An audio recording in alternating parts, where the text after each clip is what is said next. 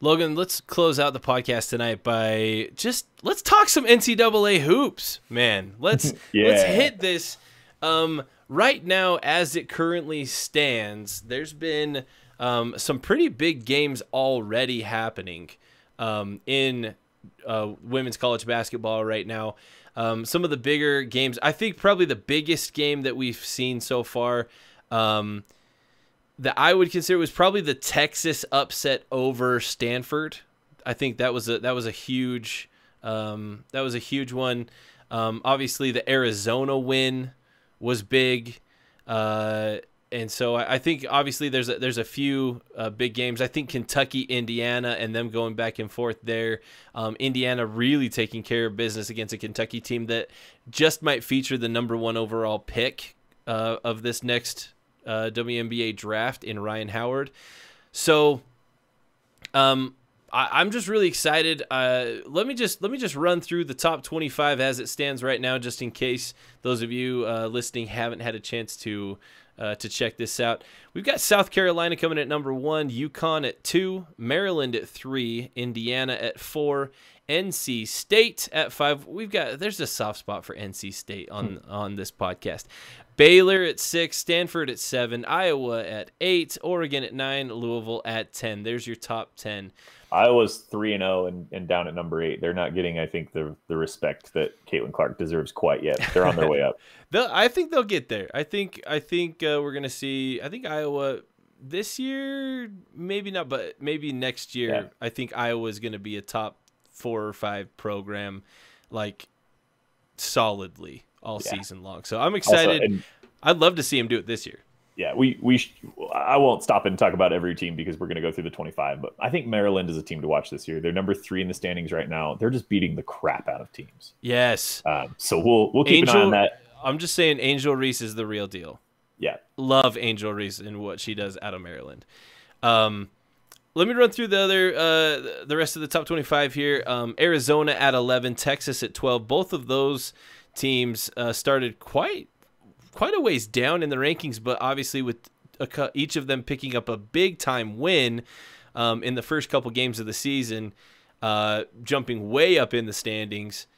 Michigan at 13, Iowa State at 14, Oregon State at 15, Tennessee at 16, Florida State at 17, Georgia Tech at 18, Kentucky at 19, and UCLA at 20.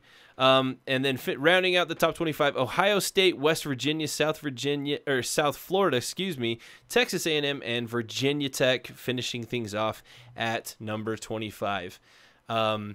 Logan, as I look through these, there's a few names that I've been really stoked on so far. I already mentioned Angel Reese. I think that she's the real deal. I think, obviously, Haley Van Lith could be really, really solid for Louisville. Obviously, Louisville had that big or that kind of last-second loss to Arizona. I think Arizona's I thought that they'd start the season a little bit higher, even though they did lose McDonald to the WNBA draft. But I thought they'd start a little higher after making that run that they did. Destiny Henderson coming on strong for South Carolina.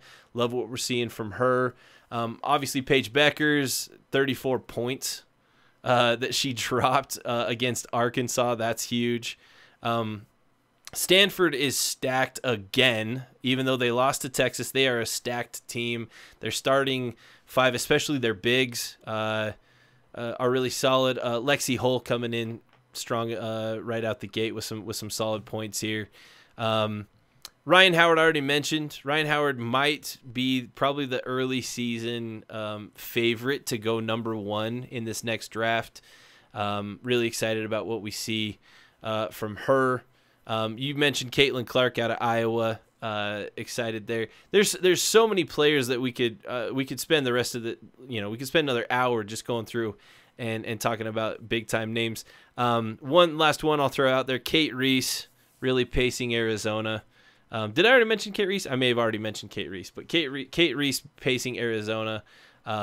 Excited about what we see coming out of there. Logan, anybody I missed or any thoughts on these top 25 teams and just what's your overall view and feel on this season for women's college basketball? I could go the full Mike Wilbon take and just be like, talk to me after Christmas. Like none of this matters. Like it's too early. It's we're not even at Thanksgiving yet. Like you can't tell anything. But it certainly feels like the ACC and Pac-12 are going to be well represented once again. I'm always keeping an eye on the Beavers at Oregon State. We'll see what they do this year. I know our not so friendly friends to the south, BYU, looks like they've got another team that's going to be in the bracket this year. Trying to think of any other like major standouts. Really, the one that you mentioned. I think Texas getting that early win against a good opponent matters. And I'm also interested to see what Arizona does after Arizona's run last year in the playoffs, in the bracket. Yeah, I kind of feel like a soft spot towards them, which is not something I anticipated. And then Texas A&M. Texas A&M is another one of those teams where I kind of want to see if they can put together another run or if last year was just kind of an aberration. So, right. There's a lot of teams to watch out for. It kind of depends on who your favorite players are right now. Paige Beckers already has like 1 billion fans. So I understand that she's going to be out there. Caitlin Clark already has a pair of triple doubles on the year. Or is that right? I saw something the other day that she's already like putting together her little like mini Sabrina campaign this year. So that'll be fun. Glad. And then Van Lith, we're a Van Lith pod through and through. We're all in on them. And then we've got Backpack Beats in our chat here on Twitch because we're streaming this show on Twitch, saying that LSU might be a team to watch this year. Could be. That would surprise me if they got in. But I think if they got into the field, they might be one of those teams that could play spoiler because they're not starting from a place where they're going to be ranked particularly high. But if they battle their way in, it means they're doing something right. So yeah, can keep an eye on the Tigers. I'm glad you brought up Oregon State. Talia von Oelhoffen. I'm terrible at pronouncing her name, but Talia von Oelhoffen, really solid starting out for Oregon. Pacing them pretty solid over these. I think she's like 18 points and 19 points in their first couple games, something like that. South Carolina, Destiny Henderson, Aaliyah Boston, that whole roster is just stacked. They are so good, and I really think that I know they're number one overall. Guys, they're number one overall for a reason. That's a very, very good basketball team out of Columbia. I think, and you know what? I think is we didn't mention this, but it kind of fits in the same category here. But did you see Dawn Staley and what she did with her championship net? Did you catch that at all? I didn't. I didn't see that. She passed on a small piece of her championship net to every black female head coach in college basketball. In Division I college basketball, black female head coach, every one of them received a piece of her championship net. I think that's pretty incredible.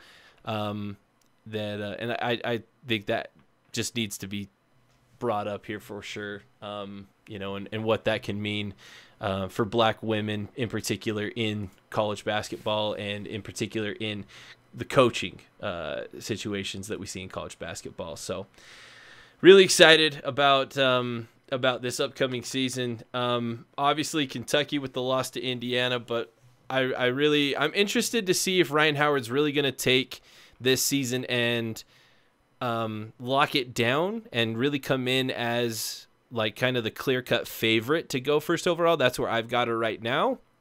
But this is a long season, and there's a lot of other players that are really solid. Things can change.